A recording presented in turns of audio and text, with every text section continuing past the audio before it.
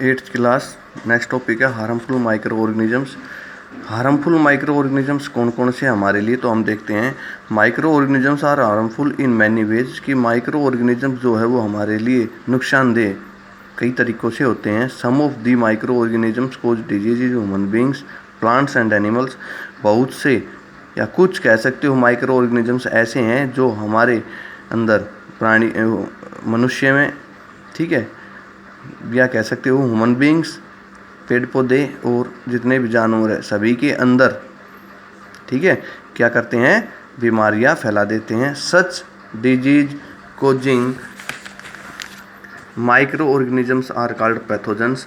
और ये जो बीमारी फैलाने वाले जो माइक्रो ऑर्गेनिजम्स होते हैं जो किसके अंदर, ह्यूमन बींग्स में, प्लांट्स एनिमल्स में माइक्रो जो डिजीज फैलाते हैं उन्हें क्या कहेंगे हम, पैथोजेंस,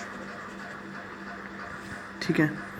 सम माइक्रो ऑर्गेनिजम्स स्पॉइल फूड। बहुत से माइक्रो ऑर्गेनिजम्स ऐसे होते हैं जो भोजन को क्या कर देते हैं, जहरीला बना देते हैं, ख़राब कर देते हैं। क्लोथिंग एंड लेदर, ठीक है, कपड़ों को भी, लेदर को भी। Let us study more about their harmful activities. इनकी हार्मफुल जो एक्टिविटी उनके बारे में हम आगे पढ़ेंगे। Disease causing micro organisms in humans. Humans के अंदर कौन कौन से माइक्रो ऑर्गेनिजम्स हैं जो डिजीज फैलाते हैं, तो pathogens enter our body through the air we breathe. Pathogens हमारी बॉडी के अंदर एंटर कर जाते हैं श्वसन के द्वारा, जब हम सांस लेते हैं तो हमारी बॉडी में एंटर कर जाते हैं। दी वाटर वी ड्रिंक, जो पानी हम पीते हैं उसके द्वारा। और द फूड वी ईट, और जो खाना हम खाते हैं, मतलब सांस के द्वारा, पानी के द्वारा या खाने के द्वारा पैथोजेंस हमारी बॉडी में एंटर कर जाते हैं। They can also get transmitted by direct contact with N infected person और कैरिड थ्रू एन एनिमल। ये कह रहा है कि कोई इन्फेक्टेड पर्सन है जिसकी कोई बीमारी है, ठीक है, अगर हम उसके डायरेक्ट कांटेक्ट में आते हैं तो भी ये बीमारी हमारे पास, हमारे अंदर पनप सकती है या हमारे लग सकती है, ठीक है। Microbial disease that can spread from an infected person to a healthy person through air, water, food and by physical contact are called communicable disease.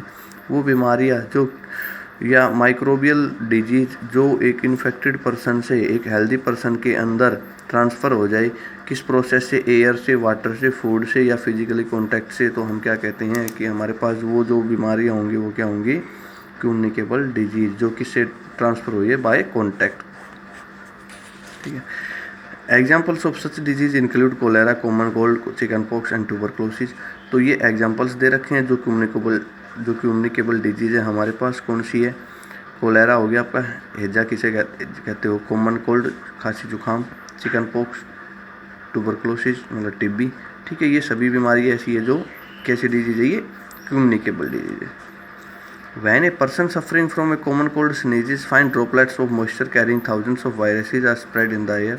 जब कोई भी एक ऐसा व्यक्ति जो किसी जुखाम से, ठीक है, क्या है, ग्रस्त है, जब वह छींकता है तो उसके छींक के अंदर बहुत से हजारों क्या होते हैं, वायरस होते हैं जो वहाँ की हवा में फैल जाते हैं। और जब कोई दूसरा व्यक्ति वहाँ पर सांस लेता है तो उसके द्वारा उसकी बॉडी में वो एंटर कर जाते हैं, ठीक है। The virus may enter the body of a healthy person while breathing.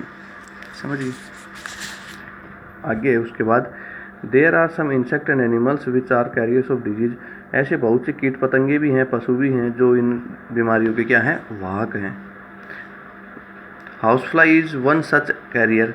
तो जो हाउस फ्लाई होती है, मक्खी होती है, ये क्या है, एक इसी तरह का ही वाहक है जो बीमारी को फैलाता है।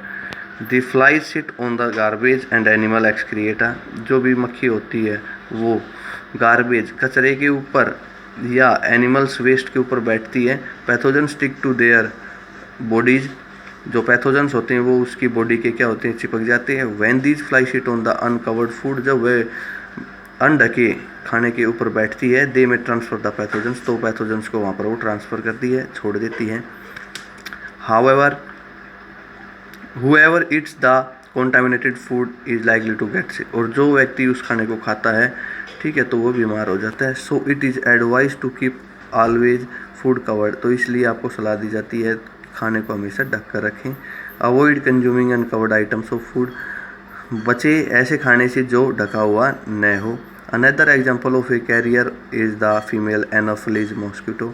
दूसरा एक और उदाहरण है इसका, वो क्या है, anopheles mosquito which carries the parasite of malaria. जो मलेरिया का पैरासाइट जो है उसको लेकर आता है। Female aedes mosquito acts as a carrier of dengue virus. और एडिस जो है वो क्या फैलाता है, डेंगू वायरस। तो ये आपका एक क्वेश्चन भी बन गया कि एनोफिलीज क्या फैलाता है, आपको पता चल गया मलेरिया फैलाता है। एडिस मॉस्किटो क्या फैलाता है, डेंगू वायरस फैलाता है। ठीक है, तो ये आपने ध्यान रखना है, डेंगू कौन फैलाता है, ठीक है, और मलेरिया कौन फैलाता है।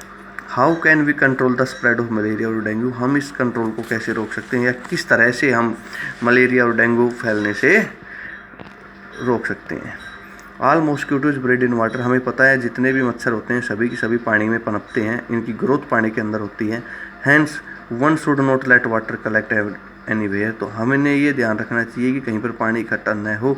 इन coolers, tyres, flower pots etcetera, coolers के अंदर, गाड़ी के जो अनयूज टायर होते हैं उनके अंदर, पेड़ों के गमलों के अंदर।